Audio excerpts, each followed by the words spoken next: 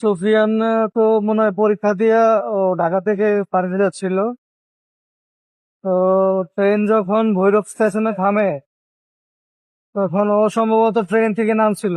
নামার পরে ছিনতাইকারী যারা আছে যারা রাস্তাঘাটে ছেলেপেলে যেগুলো আছে আর কি, নেশাটা যা করে সম্ভবত ওই ছেলেদের হাতেই ওইখানে পাশে একটা কবরস্থান আছে, ওইখানে ওর লাশটা পাওয়া গেছে।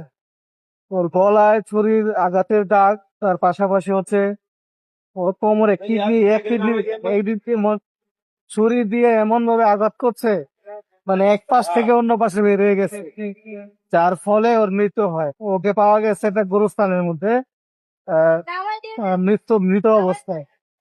তো পরবর্তীতে ওখানকার পুলিশ ওর ফিঙ্গারপ্রিন্ট দেখে ওকে অ্যানালাইজ করতে পারছে। ফিঙ্গারপ্রিন্ট দেখে ওর এনআইডি কার্ড চিহ্নিত করছে। তারপর ও আমাদের কিশোরগঞ্জ থানার মধ্যে ওকে করা হয়েছে, খবর দেওয়া হয়েছে যে এখানে এরকম ব্যবস্থা একজন লোক পাওয়া গেছে। তার পাশাপাশি ওইখান থেকে আমাদের এলাকার যে চেয়ারম্যান আছে ওনার মাধ্যমে আমাদের এলাকা পর্যন্ত তথ্য দেওয়া হয়েছে। পরবর্তীতে ওর আব্বু আম্মু দিয়ে ওখান থেকে লাশ নিয়ে গেছে।